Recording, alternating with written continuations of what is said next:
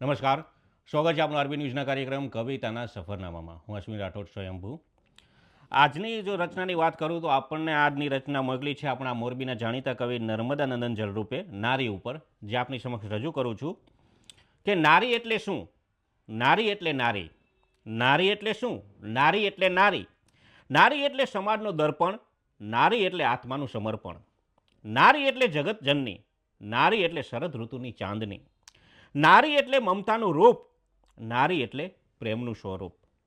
નારી એટલે દેશની શક્તિ. નારી એટલે પ્રેમની ભક્તિ. નારી એટલે ગંગા જલ. નારી એટલે મોહક રૂપ. નારી એટલે ગીતરૂપી કવિતા. નારી એટલે શાંત સરિતા. નારી એટલે દિલની ગઝલ. નારી એટલે ન સમજો તો પઝલ.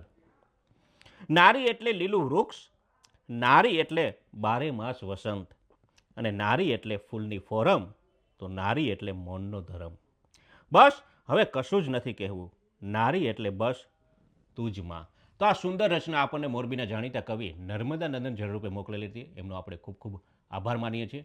આપ હતા આરબી ન્યૂઝના કાર્યક્રમ કવિતાના સફરનામામાંથી, અને હું હતો આપની સાથે અશ્વિન રાઠોડ સ્વયંભૂ. નમસ્કાર. અસ્તુ.